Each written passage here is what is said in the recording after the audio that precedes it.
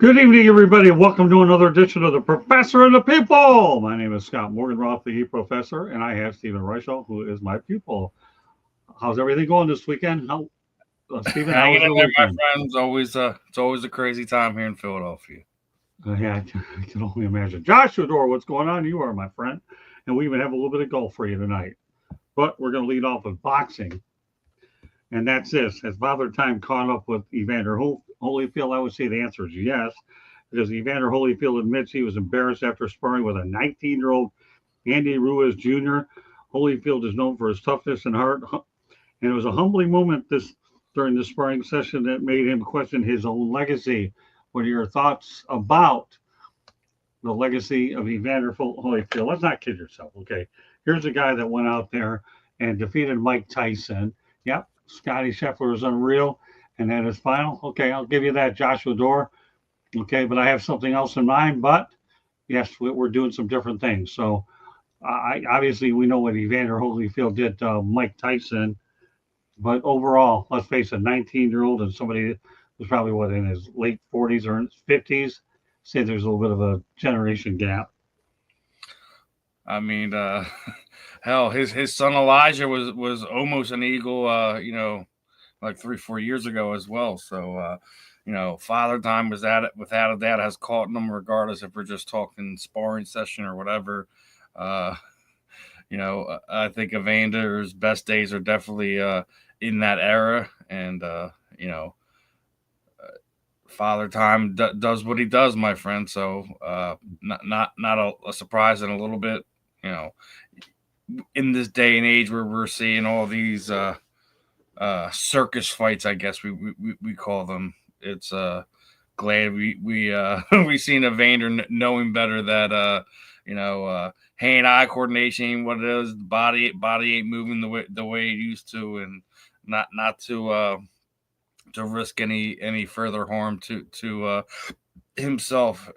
People have really underestimate the head trauma a lot of these guys get, and takes years off their lives. So hopefully, no more impromptu sparring sessions for Evander moving forward.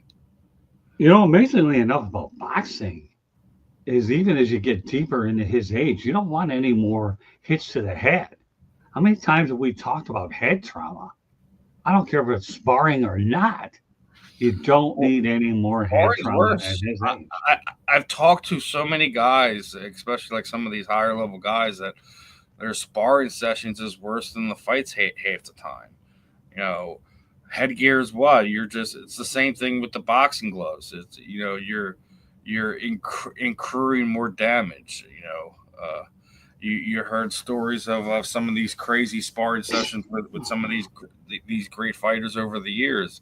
They probably had bigger wars in the gym than they've ever had, in the ring, in the cage, etc. So it's one of these things, man. It's no matter what, like you're always gonna find yourself in harm's way when you're a combat sport athlete, regardless, boxing, MMA, whatever. So it's it's one thing, like I said, just a lot of these guys, they just need to get their money when they can. Invest it, use it, spend it wisely, so you don't run out of it and have to force yourself to kind of go back out there and push yourself into one of these situations where we've seen a guy like a Muhammad Ali stay a little too long, and we all Right. seen the results of that. So Yeah, I've only ever. Yeah, that was a shame what happened to Muhammad Ali. I saw it with my own two eyes, especially at the end when I met him here in North Miami for sure. And what happened to Miami, Muhammad Ali was just unbelievable. Like, I'm watching the guy. If a picture wasn't worth 1,000 words, and I don't know what is, all you have to do is look at my book. Unless it's from the microphone, you'll see a young version of me in dark hair, skinny as you can be. Okay, getting with a fist on my jaw. How many people have fist by my jaw? My goodness, I don't know. Anyways, all right. Well, Josh Fedor, you wanted some golf. I'm going to give you a little bit of it tonight. But fresh off winning the Masters, Roy McIlroy, get this, wasn't in the mood to talk at the PGA Championship step and he decided to skip 4 media sessions. You know what? I'm going to lead off on this one. You know, Rory, I, to me, think you're absolutely cotton picking stupid. You are the dumbest banana victim head I've ever seen. Golf is the last sport where you should be skipping media sessions. Nobody really bothers to watch it. You should be looking to kiss everybody's backside to get all the publicity you can get. The media can be your best friend, but we're only worried about Rory, Poppins, Mac. This just makes me ill. Being a member of the media, I understand in some cases, but you had 4 that you skipped, not just one. You won a tournament. It's not like you lost it. If you lost a tournament and you were upset, I get it. But you won a tournament. Talk about it. Everybody wants to hear your story, how you did it. But no, you want to ignore us. Bear in mind, from what I recently read, Stephen, I don't know if you've read it, but golf's TV contract isn't going to be as good as the last one. They're starting to see a decline in their rights fees, and this is the type of nonsense that you really don't need. Bad black eye for Rory McIlroy. You want to go out there and criticize Live Golf? Go ahead and do it because they're a rival competitive golf. I get it. But to not be able to talk to the media when you won, that is the most absurd, idiotic thing I've ever seen. Take it from there. That's my rant of the night.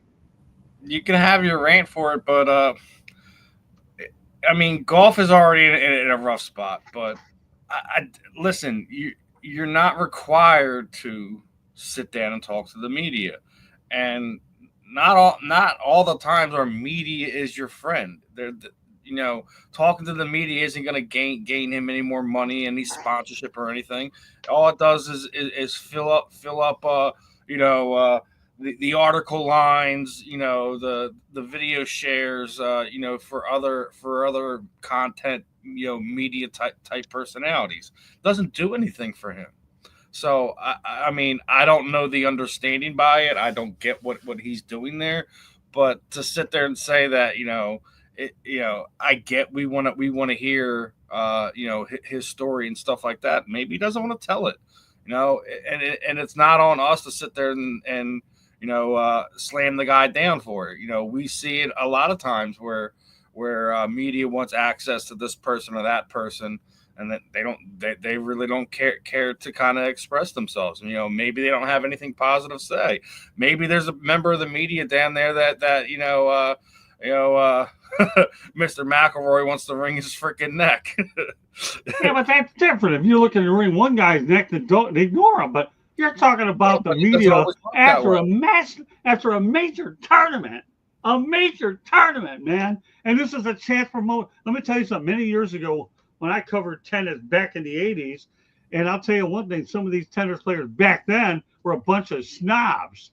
And they really were. I don't want to be bothered with my hat to because that's how they're earning my living. A lot of tennis and golf players have that entitlement sense to them. And well, there you go. Thank you for the word entitlement, people. That's what it was, is entitlement.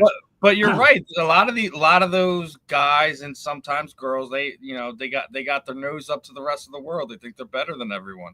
I don't know if this is McIlroy's entitlement pushing out on us, but it's like I said, it's one of these things that he's not required to do it, dude. He really isn't. And anyone you're in these unique situations when these events come together. You're able to kind of get access to these athletes, regardless of what what level we're talking. We're talking tennis, we're talking golf, we're talking NASCAR, NHL, like whatever comes up, like NHL, and when you go to the games and things of that nature. Sometimes these guys really don't want to talk to the media, and then we want to sit there and paint them in these lights.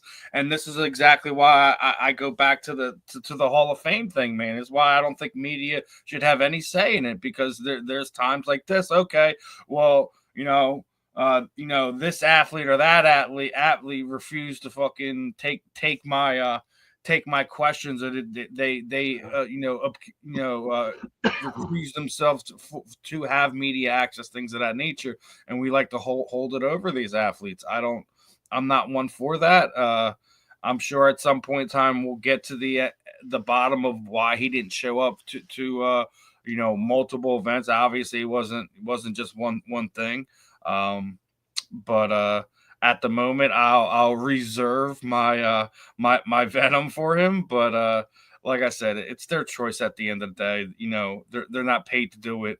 They have no real obligation to do it. It's basically, we're left to their mercy when it comes to some of these things. But also at the end of the day, the pen is also just as mighty as what you're doing on the course, on the field, on the track, wherever it happens to be. So we're gonna see what the fallout eventually is from this. Yeah, there'll be one, all right. Golf will continue to get a lower TV contract. It's going to end They up don't have any listen. They don't have any superstars. All right, let's go back they don't have any Arnold Palmer. There's Jack Nicklaus. There's all these guys. Well, you didn't have them. This guy. What about Joshua? Wait. Scotty Scheffler's one, isn't he? This guy's winning everything on the planet. Maybe they don't have superstars and you know a darn thing about them. But this guy's not helping any. He is not helping any. You don't want to talk to the media? Don't do it. Nobody will give a darn about your cotton picking sport. Scotty Scheffler is one. Tiger Woods was one for a while before he got busted up. Yeah, really? John Daly. Even John Daly is. I love John Daly. Don't even get me started with him. He's another one, but like he's John Daly's only a superstar. He's a folk hero. He is. I know, but that's what I'm sitting there saying. Like, take Scotty Scheffler out of the conversation, right? No, I'm putting him back in. No, I'm taking him off it. All right, he's the one everyone knows right now, right? He's one that everyone loves. Take him out of it. Who are we talking about in golf? Nobody. Exactly. Which is why what's his name? Rory McIllroy should be talking to the damn media. Thanks a lot for making my point. I really appreciate it. You just made my point even better than that. You really did. That's why you're a darn good pupil. Really? Seriously, really? This guy's a knucklehead. I'll tell you what, I need Gomer Pyle on here. I need Sergeant Carter to lay into this guy. I'm telling you, he is a lame brain knucklehead is what he is. That's just the way this cotton-picking guy is. Let me tell you, when you start hanging around me at events, tell me exactly why you wish it did talk to you. You don't have to worry about that now. You're the master of social media and doing all the other stuff right. But go in the field and tell me you have the same feeling. And another thing, you talk about not getting along with the media. How much you want to bet my last dollar that Barry Bonds wishes he did? Because that probably would have kept him out. And another thing, what about David Ortiz, who was good with the media? He might have been a marginal PED guy, but he did get in. The media is everything, man. Don't bite the hand that feeds you. And Royal McIlroy, to me, where it's a dunce cap of, he should be the pupil, not you. But he's got enough money. You don't have to be a pupil watching me rant and rip him a new, you know what. But, well, you know what? Let's stay on the boxing theme tonight. We're going to talk about Tyson Fury. He says, I'm never coming at Doncaster racecourse, and declared he will never return to boxing. Too old. Boxing is a young man's game. I've won 22 belts. I have nothing left to prove. He says retirement is real this time. Do you believe him? I do, because he was in the midst of trying to put together another fight, and I just think he got back into the training. He's like, you know what am I doing? And it's the right call, man. Like we were just talking about, Father Time is undefeated on every level, man. So, and boxing has changed. The landscape consistently is evolving. We're a few weeks away from the big Crawford and Canelo event that's going to be free on Netflix. Hell, we're entering a period of time where there is no boxing on terrestrial television anymore. There's no HBO, there's no CBS, there's no ABC, there's no nothing. So we're in a different day and age, and it is a young man's sport. I'm glad to see Tyson just sit there and openly admit it, not going out there and getting his head knocked off in front of everybody. Just had another 10 to 15 20 million dollars to go out there. It's really not worth it, no matter what money he could wind up doing some event elsewhere, be a color commentator, and make the same amount of money that it was going to do elsewise. But it's good to see these guys kind of like reflect and say, like, hey, I don't need to be doing this. So Well, you've won 22 belts, for crying out loud. You've won everything on the planet. Why go out there and lose? Yeah, he's won everything. He's beaten everyone he's wanted to. He's got in there and danced with everyone who he's wanted to. What else is there to do but get in there with some? You know what? I do want to see him fight somebody. I want to see him fight Jake Paul. How about that? Let's really get the circus freaks out here, and let's have a Jake Paul Tyson Fury fight. I'm absolutely kidding. I'm happy that Tyson has found complacency in his retirement and is good with what he's accomplished in his boxing career, and he's moving on to the next phase. Hopefully that next phase keeps him busy, and we don't see him rehash this in a year or two and just for the sake of it. But it's rough, man. Like, people don't understand. Like, it's almost like from what I've talked to some of the athletes, like walking out there, having the fans, it's like a drug. It's like the greatest drug that you could ever have, but it's a natural thing. When you have, hundreds of thousands, in attendance, millions watching at home, root for you, cheering for you, it's a great thing. But also the other side of it is, social media is a hell of a place, and you can tear people apart. One of the UFC fighters, because of how betting is, he's getting his head torn off by some guy in his DMs because he wound up winning the fight via submission, and talking about how they fixed the fight for him and all this other. You can't please everybody in this world. The fact that he is good with where he is right now, I'm good with that. I enjoyed watching Tyson Fury, the fighter, the entertainer, and again, keep your complacency, Tyson. Find something to keep you busy, something to keep you around the sport that keeps you young in your mind.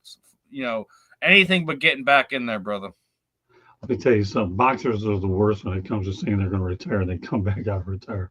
We could sit here and go down the list of how many said they retired and went back in because they couldn't stop being away from it. And that's what I we could devote a show to that one. We don't have the time to do it because coming up after Professor and the people, we have a loaded show for 108 Stitches Baseball Talk tonight.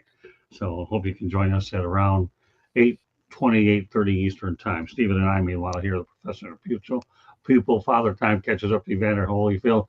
Father Time caught up with me a long time ago, long before Evander had caught up with him. But with that said, we're going to go to a quick station break with Candy Embley. Go ahead, Can. You are listening to the South Florida Tribune Publishing Company. Excuse me. We published a book, Lessons from the Microphone, Tuning into the Enduring Wisdom of Visionary Leaders. It is written by our host, Scott, Motor City Madmouth Morganroth. Talks about his 40-plus years in the media business and how media has changed and evolved. Get your copy today. It's available on Amazon, Barnes & Noble, Kindle, Google, and Apple Books. There's also a link on our website, www.southfloridatribune.com, where there is a plethora of great content. So go check it out. If you like to listen to podcasts, you can find us wherever you get your podcasts. If you want to advertise, call Scott, 954-304-4941. If you want to be a guest or have show ideas, you can always email us at southfloridatribune@gmail.com. If you see that red subscribe button, hit it, like us, share us, but then turn on your notifications so you're notified every time we put up one of our amazing broadcasts. I would want to highlight this past weekend, we put up a show, Scott, the Motor City Madmouth Show.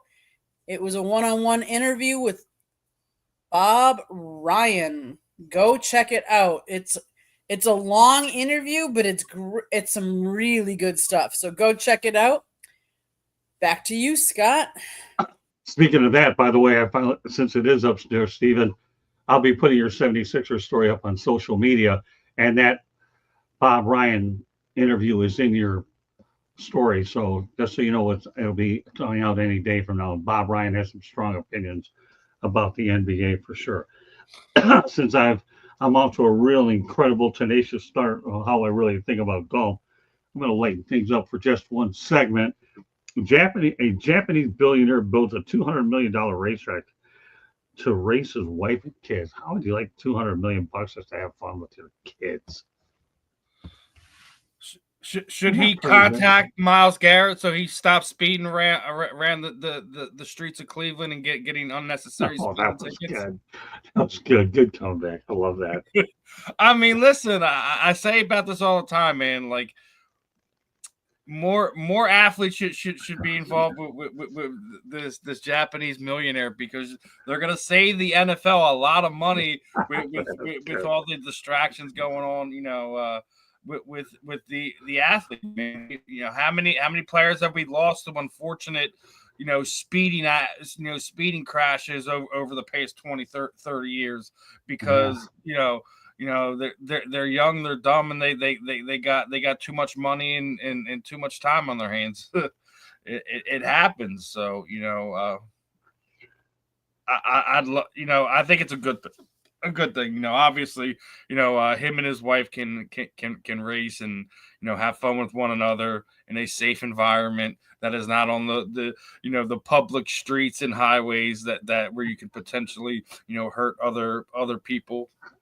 So I'm all for stuff like that. And you know, obviously I'm spilling that into other things because, you know, we do see a lot of our professional athletes getting into trouble because they're speeding and they're doing stupid things like that. So it's good to see somebody say, hey, like, instead of you know, me hurting somebody or getting my license revoked or getting unnecessary tickets, let me just build my own racetrack that I you know, me, my wife, my kids, whoever I decide to allow to come to it can, you know, can enjoy themselves in a safe environment and be able to listen. We all did it at some point or time. You know, that need for speed is just in us as human beings. I don't care what anyone says. Some people, it absolutely terrifies them. That's just because they don't know how to control that emotion, if you ask me. But, you know, a lot of us be like, listen, you know, let's see how much we can open this thing up to, you know, how fast we can get it going. It's part of us as human beings. It's just something we enjoy. So I'm glad to see this Japanese billionaire make it a family thing. And you know, let's hope that he's doing something like that, and he you know, he invites a lot of these big professional athletes that do enjoy the speed as well to, you know, kind of let their frustrations out on his racetrack. I love that Miles reference. I mean, listen, that was a good reference. Dude, he's gotten at least 4 different times he's gotten tickets. He totaled a car 2 years ago. Thankfully, he was only going 60 miles an hour. He just got clocked going 160. I was talking about it on my show. Did we learn nothing from Henry Ruggs? Did we learn nothing? Well, that's a good point. No, you're right. You know, we're also having the guy in Kansas City. You know, he's gotten civil litigations going against him. The NFL still hasn't decided what punishment they're going to deal out for that. That's going to be forthcoming for Mr. Rice. So, listen, guys, find safer ways to enjoy your vehicles. Life is precious, not just yours, but other people's. Well, let me tell you something. I love adrenaline rushes. I really do. In fact, I don't know if I ever told you the story before, Stephen, but I had a PR guy, a good friend of mine, actually let me go ahead and do about a dozen laps around Homestead Speedway. I went about 147.5 miles an hour and that will tell you, there's nothing better than getting in one of those bad boys that really put your foot on the gas. Now I had to learn how to drive a stick shift. And that was a piece of work. Once I figured it out, I was okay. I didn't damage the vehicle, but once I got going, it just took you a little while, but you got going. It was pretty good. So I had to put a need for speed. Some of these off-the-wall topics are what they are, but when guys like you make me look better by bringing in a Henry Ruggs and a Myles Garrett. Oh, that was good stuff. All right, a couple more things we want to get to. We're going to Philadelphia for the next couple of topics. And the Philadelphia Phillies pitching, they're having some issues right now as Ranger Suarez first half versus second half are they are really rough when you compare and contrast. So let's go back to the last few years and what Ranger's done.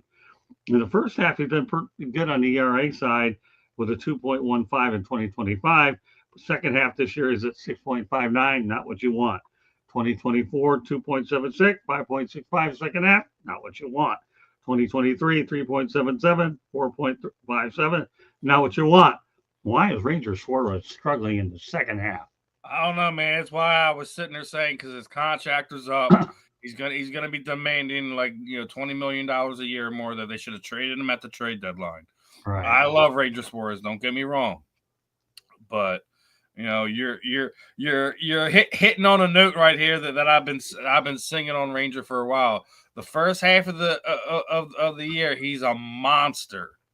For whatever reason, when it comes down the back end of that of the brutal stretch that is the 162 game baseball season, right, that he just falls apart. He's not getting the location that he normally gets. He's not getting the velocity that he normally has, and he gets himself in trouble. I mean, the real pitching problem you have right now is that Zach Wheeler just got put on the IR with the blood clot. So, right. I mean, that's where I was going with it next. Zach Wheeler there. Aaron Nola just came back off assignment from his injury. Didn't look great in his return either. At the end of the day, I think that they're still pretty deep at the starting pitcher position. I think the bullpen's in good shape, as we were talking about last week with the addition of the closer. Also, you're going to get Arenado back here shortly right, as we're getting to it. So, we got pitching problems, and for a team that has deep playoff aspirations, we need to get them figured out pretty freaking quickly. So. Your closer, Johan Duran, was carted off the field after taking a comebacker last week. I hope that I really hope and pray that he's not going to be out for long. He got another save last night, so 5 for 5. Okay, good. And he's perfect in all his appearance. It's always rough, and it's funny. You talk about that. Getting the line drive off him. They yanked him out of the game. X-rays, were negative. Look good in his appearance after that. But Brett Myers was very critical of that situation on X. Wasn't happy that they pulled him. Was recalling his era of guys that would have pitched the rest of the game. I took a line drive off my ankle in the second inning and wound up going all 9 innings and getting a win. Just calling this generation's pitchers soft. I don't know if soft is kind of what I would use it. I wouldn't say that. Obviously, I don't see any Nolan Ryans out there, and I just think he's a rare breed. That there's a lot of guys that came from his generation that I think were special pitchers. You're never going to see that repeated. When's the next time you're going to see another Ty Cobb? Never. When's the next time you're going to see another Babe Ruth? Never.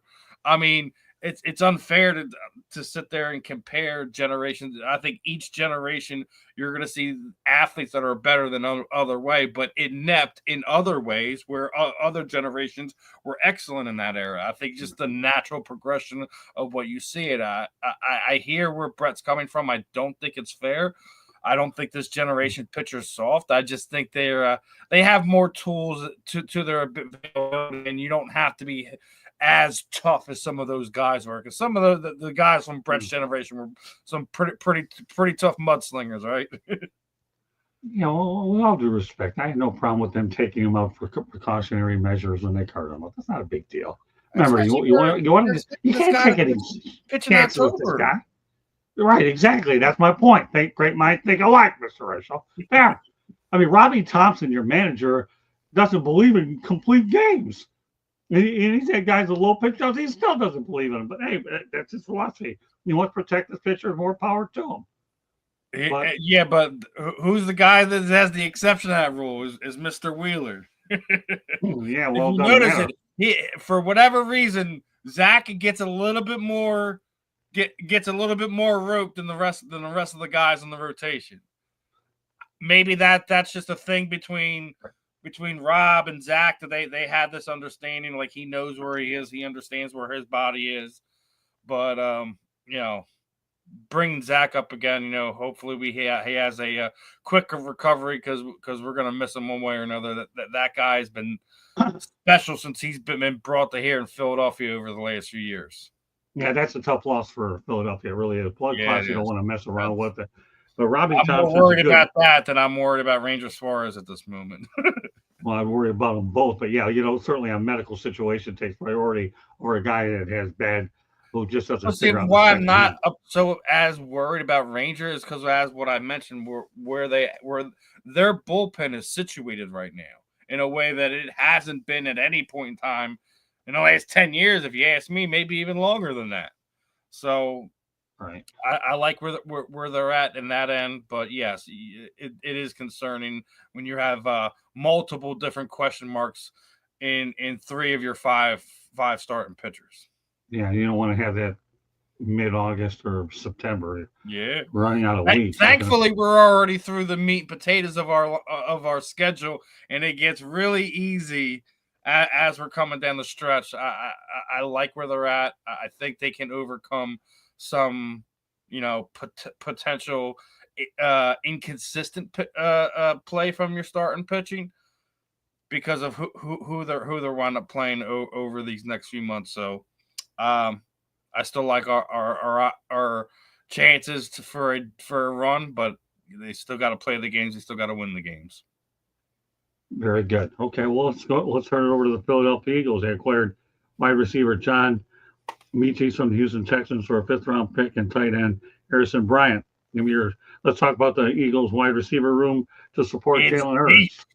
It's deep. All right, listen. There's a couple things of why. First and foremost, we outbid the 49ers, so Mitchie doesn't go out there to San Francisco. That's a first move that you keep San Francisco on the outside looking in on what they're doing, trying to do over there, and potentially try to get back to the playoffs this year. That's the first thing. Secondly is AJ Brown's been nursing a hamstring injury, so with adding a guy like a John Mitchie, it gives you an opportunity to completely shut AJ down, and when the hamstring is healthy, then he comes back. Because we already know, this Eagles team can come back from a slow start and really just put the pedal to the metal as you get into those that October, November, December months. So what I would say is you look around that room, you have an AJ Brown, you have a Devontae Smith, you bring in a guy like John Mitchell, you already have a Jahan, the guy from the Commanders that we stole from there, Jahan Dotson, we steal him. You have a Kindness Smith who's probably gonna be your kick returner. You got a Johnny Wilson who is the tallest wide receiver in the NFL, had some pretty amazing snags the first preseason game. Looks like he's developing well. The kid Cooper that they have on, you're going to have some real questions on what you're going to do with your wide receiver room, but you can never have enough wide receivers. You could potentially move Johnny Wilson to a tight end slot, have him play out of there. I don't know exactly how that works, but you have about 6 guys that could be productive for you. But also, everyone's talking about how inept the Eagles passing game are. They can run out, a 5 wide receiver set or an empty backfield, and even making crazier with the guys they have in that wide receiver room right now. So makes you wonder what Jalen Hurts, Nick Sirianni's got up their sleeve. bringing in a guy like Mitchie, and he has familiarity with played with Devontae Smith, played with Jalen Hurts, so he already has relations with these guys. The only thing is getting them up to speed on the playbook, which from what I told it's a Jalen Hurts offense as it is anyways. So we'll see what it is, but I think that's makes you deeper, makes you stronger. It gives you flexibility in case you do have injuries. So I like the wide receiver room. I think it's insanely deep right now, and we're gonna see how it looks over these next few weeks. Who gets kept on the team, who winds up get put on the practice squad. How many do they keep? How many do they keep this year on the roster? It's going to be interesting, but you don't lose much. You lose a guy that you just signed from Las Vegas as the Texans lost their start, one of their better tight ends. They needed to make a move there again. I think the other part of this, the reason why Howie makes a move like this is Mitchie is one of these guys what is on the last year of his contract. So if he plays, if he's on the team and plays throughout the season with them, they wind up getting a comp pick if he walks at the end of the year. We already talked about it last week on how many picks that Howie Roseman has coming into this upcoming draft. It's freaking insanity level of talent through those first 2 days. So we're gonna see how it all plays out. I like the move. It keeps us deeper. It gives us a security blanket if AJ Brown isn't ready to go with that hamstring. You can like I said, you can completely shut him down right now and run out what you got there with Devontae Smith and the guys. Well, when I was reading about the trade, all I can tell you, Stephen, is that Houston Texans they had what we call a lot of receivers anyways. There was a lot. There was definitely a surplus of receivers. That's the word I'm looking for. So why not get rid of one of them? And like you said, they get a comp pick, no big deal. This is a low risk move for the Eagles, and I applaud Howie Roseman for go ahead and making that move. So yeah, that's why I brought it up here. I just want to get your opinion on it. And there's nothing wrong with making a move like that at all. All right. So with that said, we go to the segment here where it's up. Steve's going to talk about his agenda. Go ahead, Mr. Reichel. Nothing special this week. Just going to do the normal programming. Hopefully, you can line up a few of the combat sports athletes and get a few more episodes of the Real and the Rare in this week. Working on some potential interviews as we're moving into September. Got sent a few emails out, so we'll see how that looks. Hopefully, and we already got confirmations on our last interviews that both Vince Papali and Irvin Fryer will be with us at some point in time during this upcoming football season. Luther Broughton already told me he's going to be hopping back on with us at some point in time in the next few weeks. So we're always going to have interesting conversations here on the South Florida Tribune Media Network. Obviously, as you were talking about, one of our semi-regulars for the Inside the Pigskin is going to be joining us throughout the season. Obviously, we're going to continue to have fun here and have good conversations, fun content. Have fun with one another like we always do, my friend. Oh, I know. Let me tell you something, Stephen. I love when some of our regulars take the summer off. Then they send me a text. I'm ready to come back now. Yeah, for the season or bi-weekend. No, I want to be there for every week. Probably. Hey, let me tell you something. One thing I can say right now that I feel very good about, and a lot of it had a lot to do, especially with the summer as well, is that we've been able to make it through the summer with some of your guys like the Marvin Pauls on there. Ben Troop's done a good job. And I'm finding people as well. So we're going to make it no matter what we have to do. Let's go deep into our depth. And if you look at some of the baseball talent that we have is unbelievable tonight as well. So, I'm not done adding, and neither are you, because obviously we both, between both of our Rolodexes, Rolex, yeah, I'm sure we'd like to have one of those. I actually have one, but put away.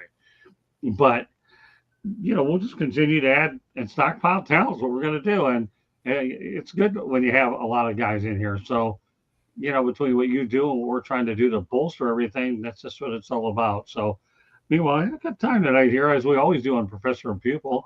We're going to bring in Candy Embling for a station break. We have a loaded show in about a half an hour. But, Stephen, you and I have a big show tomorrow night on Inside the Pigskin as well. So, Candy, one more station break, and then Stephen's going to put his info in there one more time.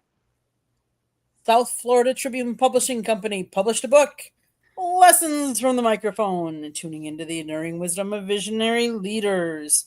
It is written by your host, Scott, the Motor City Madmouth Morganroth. Talks about his 40-plus years in the media business and how it has changed over those 40 years. Surprise, surprise. But there is a picture of a young Scott with a young Muhammad Ali in there and a young Scott and a young Tommy Lasorda. There's more pictures in there too, but I'm not going to give them all away, so you got to get the book to find out. The book is available on Amazon, Barnes & Noble, Kindle, Google, and Apple Books. There's also a link on our website, www.southfloridatribune.com, where there is a plethora of great content, so go check it out. If you like to listen to podcasts, you can find us wherever you get your podcasts. Monday nights, we talk baseball. Tuesday nights, we talk football. Wednesday and Thursday nights, you just never know what's going to be on top. So tune in to find out. If you see that red subscribe button in that lower right-hand corner, click it, like us, share us, and then turn on all your notifications so you get notified when we put up videos. Not only did we put up the video this weekend of Scott with Bob Ryan, but we also put up a couple of videos from our travels when we were overseas. So go check out them as well. If you want to advertise, call Scott 954-304-4941. And if you want to be a guest or have show ideas or topic ideas, you can always email us at southfloridatribune@gmail.com. Back to the program. All right, well, as we get ready to wrap up, Stephen, why don't you let everybody know how they can get a hold of you? And bear in mind, tomorrow night, Inside the Pigskin, we'll start at approximately around 8:30 p.m. Eastern Time. Stephen and I will be on there with a bunch of our colleagues as well. Go ahead, Stephen. Obviously, real easy to get a hold of me. Just type my name in there, Facebook, Instagram, whatever. The X handle, Steve Sports Talk 1. Same with YouTube and TikTok and all that other stuff. Make sure you're showing us some love as we're, again, getting closer to some of our goals here as we're just about at 600K listens on the YouTube channel. Yeah. About a little bit less than 500 subscribers to 2K. So again, working on those giveaways. So appreciate all our loyal listeners that continue to support what we're doing. We're going to have some fun over these next few months, and make sure you're, as Candy was letting you know, make sure you're smashing that subscribe button, smashing the notification bell so you don't miss any of the programming. We got a lot of fun stuff coming for you in the next few months. Yeah, Stephen obviously is on there with me twice, but he handles our social media and does a good job with all of his other responsibilities. I'm proud of what he's done. But as far as I'm concerned, Stephen, you haven't even begun to reach your peak yet. You've come a long way, but I know you're going to achieve every goal that you can hit because your work ethic is off the charts. So keep up the good work, my friend. So with that said, that does conclude this edition of the Professor and the Pupil. On behalf of Stephen Reichel, my name is Scott Morganroth, Motor City Madmouth. Thank you for joining us. Coming up next, we have 108 Stitches Baseball Talk. Have a good night, everybody. We will see you next Monday night. Have a great week, and we'll come up with more hay and a lot more to say. Have a good week, everybody. Bye now.